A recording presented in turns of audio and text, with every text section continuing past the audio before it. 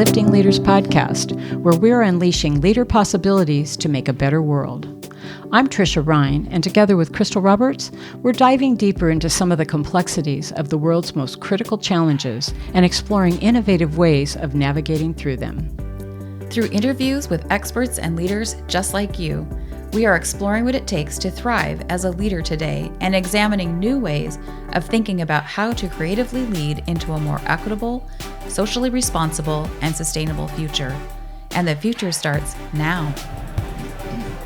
Hi, Tricia. How are you doing today? I am great. Boy, we're coming off of at the end of a conference in Santa Barbara. I am so excited. I can't believe it.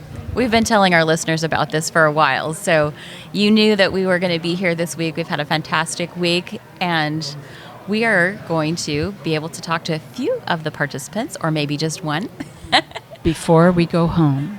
And as much fun as it's been, I'm ready to go home. You're ready to go home, huh? I am. Sleep in your own bed. Yeah. Yeah, but it's been fun.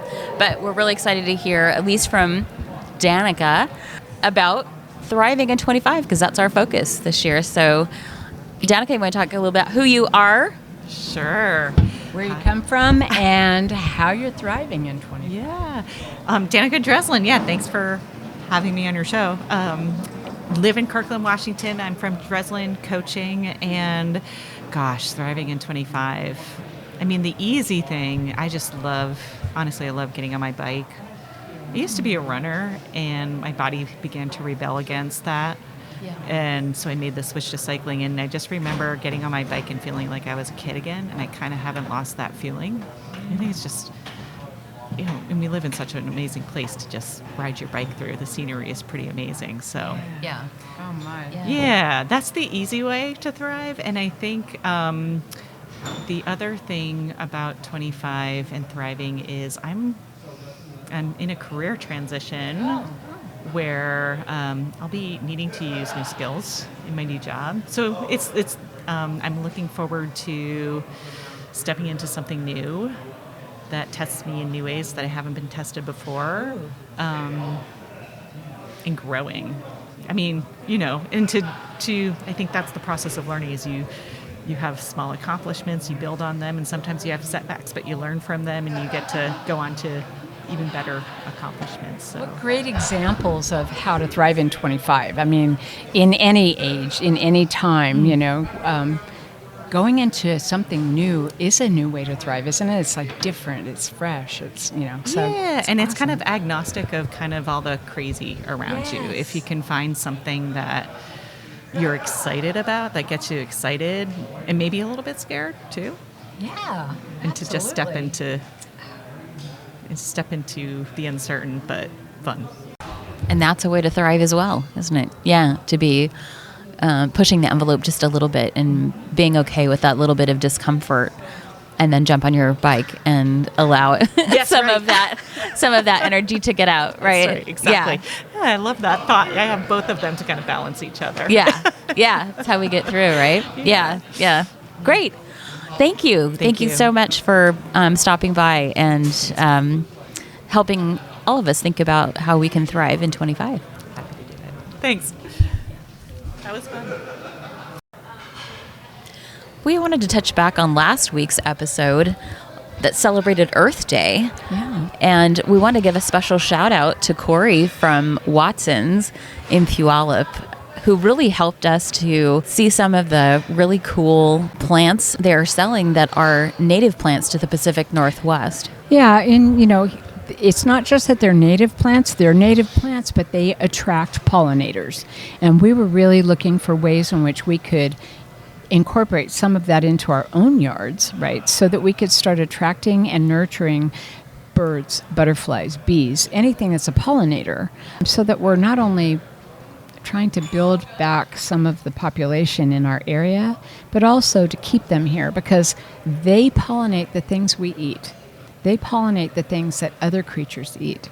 And so it's really important. And Corey was fabulous in helping us understand what we have in our own area and where to put it, or how do we take care of it so that we're doing the best thing for those pollinators. It was a lot of fun going there. Yeah.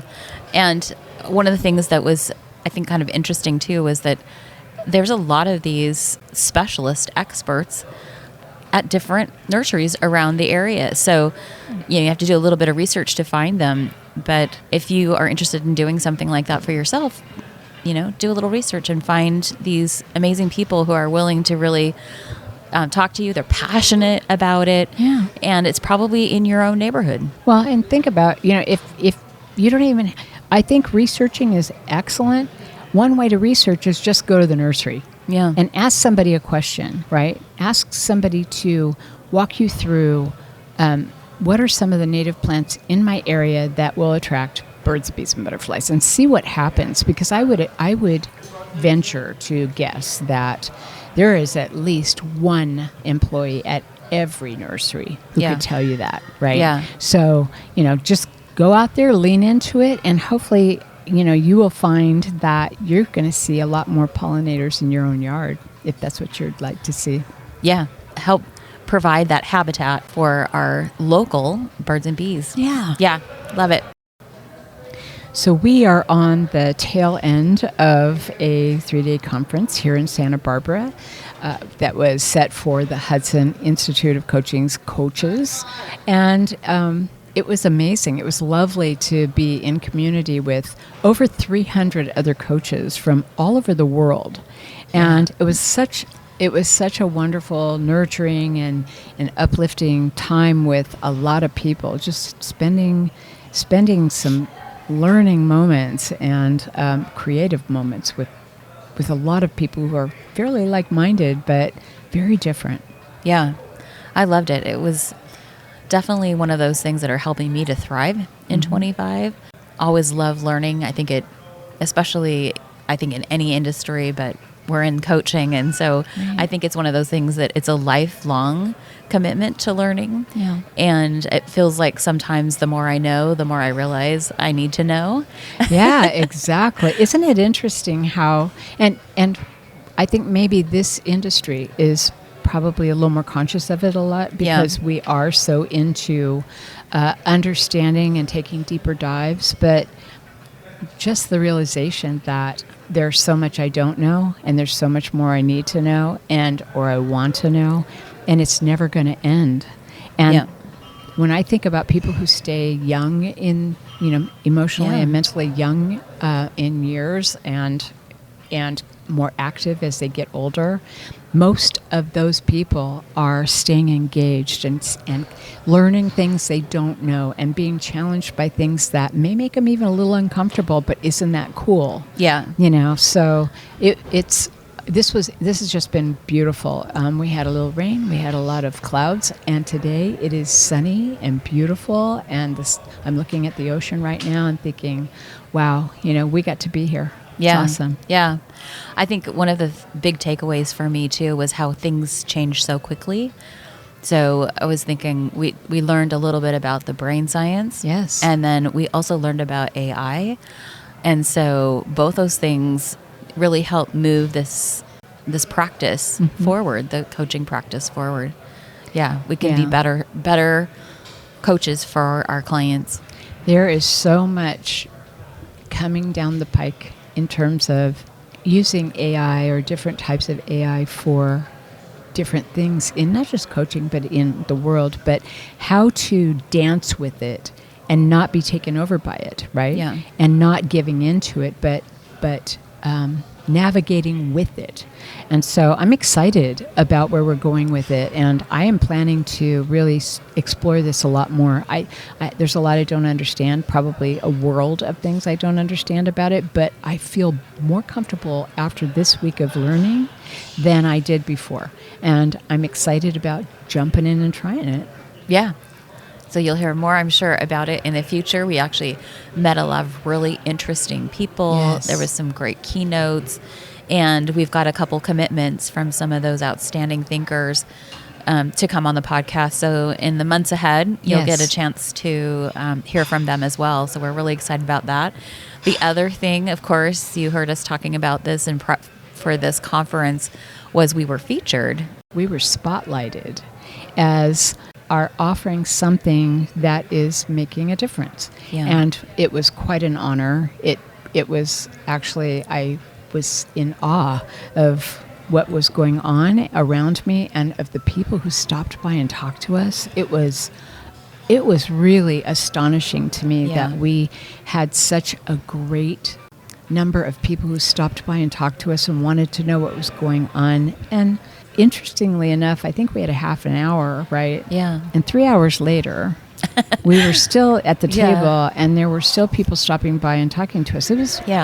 It was quite nurturing. I loved it. Yeah, it was exciting. It was an honor for us to be spotlighted. And we also gave away a bunch of books that were from authors that have been on the podcast. And so that was fun to give those back to the community as well. Yes. And we hope that also helps lift up some of the people that have been on the podcast and who are authors, that we're spreading the love a little bit out there. Yeah, and for the 2 authors who specifically gave us books of their own that were recently published, you may be hearing a little bit more about them here very shortly. We can't make promises, but it's a possibility. Yeah, we came with a suitcase full of books, and we left with a suitcase full of books. Oh my gosh. Still heavy suitcases. Yes. But that's part of that. We love learning, and it is how we thrive. Yep. It was so much fun. And we're still here. We're sitting in the lobby right now and thinking that if any of our participants still are around and they want to chat with us for a moment, we will be more than happy to chat with them. And if it doesn't happen, we had a great time and we enjoyed everybody. Yep. You know, I have a little story I want to share about something that has gone on while we've been here, right? Something that went on while we were here. And to me, it kind of comes back to that whole idea of embracing the unknown, right? And looking for possibilities. Yep. And so I just want to share that, you and I went to dinner on our first night here, or second night here, actually. And we went to a place that we used to go to all the time individually when we went through our programs for dinner. It was called Publix Market, and it was at the beginning of State Street, basically, for the main drag of Santa Barbara. And we loved it. I know I loved it. I couldn't get enough of the Mexican food and the Thai food. I thought it was amazing. And they had all these different... the best food ever. Yes. It is, right. And they have all these different venues within the building where you could go and try, I don't know, hamburgers, or you could have Italian food or whatever. It's just a really cool place.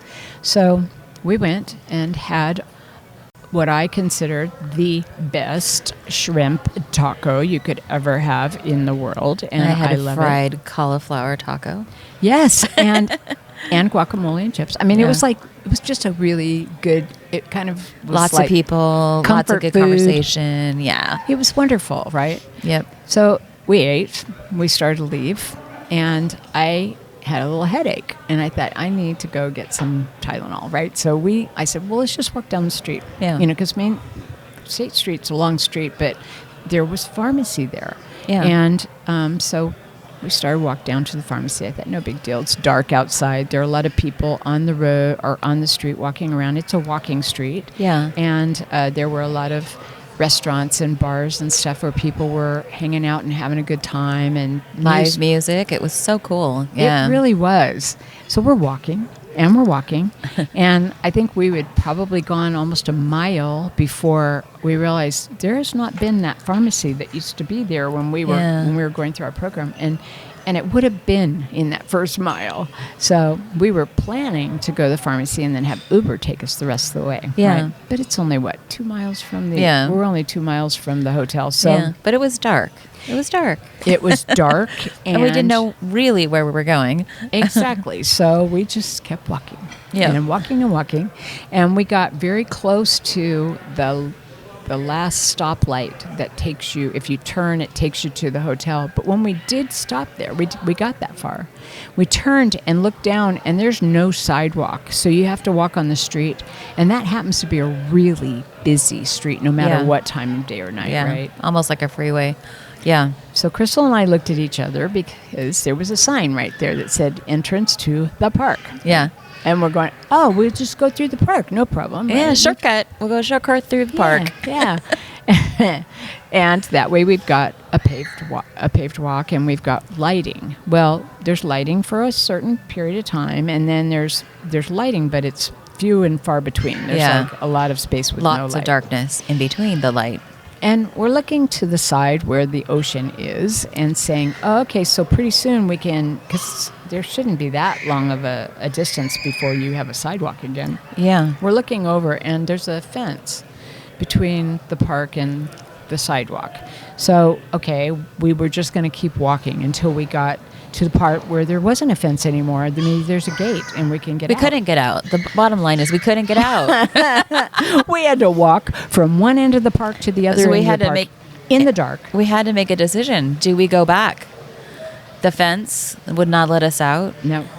The dark was long stretches. There were people who were interesting characters along the way. Yeah. And that part was a little unsettling for a while, because for a while there seemed to be more and more of them, and I wasn't sure where we fit into that mix. And we weren't sure how to get out of the park, or if we were going to turn around and go back. So at some point, we had walked for quite a while, actually, and we noticed up ahead there was a small car and had his headlights on, and he left, and we have no idea what he was doing, but he left the park and turned, made like a U-turn and left. And so I was convinced that must be the way we get out. Yeah, so we decided that we wouldn't go back, that we would keep going forward towards where we had seen someone else, the vehicle at the other end. We were hoping that we could get through there. So we're walking. We ended up walking through the grass because we're uncomfortable walking past some of the areas with darkness and people hanging out and stuff. And I noticed I looked over to the side, and I noticed a couple was walking kind of behind us. And at first I was a little disturbed by that, and then I thought, no, you know what, this is just a couple walking through the park. And we found the entrance. They weren't following us. No, not intentionally. We found the exit, and we actually stopped for a second, and they passed us. Yeah. And then we followed them, and they went to the same hotel we did. Yeah. And so we followed them, because if they could get to the hotel, then we could get to the hotel. Yeah. But there's a whole thing about this story, and that is that, we talked a lot this week about embracing the unknown and doing things that are unknown, and embracing possibilities. Yeah. What could happen? What are some of the things? What are the great things that could happen? What are some interesting and nurturing things that could happen by just stepping out, being brave? And that's what it was. Yeah. We were taking brave moves because, for one thing, we walked the whole street, which was cool, not knowing exactly how long it was going to take back. But we also went through a park, and that was a total unknown for us in the dark. Yeah. And I'm pretty proud of what we did, but I also want to just share that is life, right? Yeah. Isn't that what we do? We step out and do things that are unknown. If we just are brave enough and have some courage and say, I may not know what this is going to end up being. I may not understand what the result will be, but I'm going to keep going, because I may thrive in this. This may be that possibility that takes me someplace I've always wanted to be. Yeah. Right? Yeah. I agree. I think the other piece of that sort of metaphor is really that light piece. Yeah. Moving from one source of light to another. Yes. So there will be periods of darkness, but if we can move through those periods of darkness, we'll get to that next flood of light. It's and that the gives looking us forward, right? Yeah, that gives us kind of the encouragement and the hope, I suppose, to move through the next patch of darkness into the light.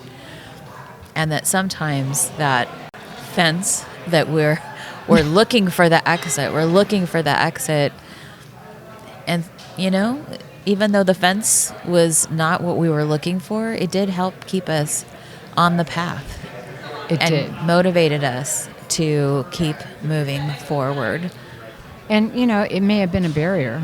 It wasn't like a metal wall or something, but it was a barrier for sure. Yeah. But to your point, it kept us going in a direction. Yeah.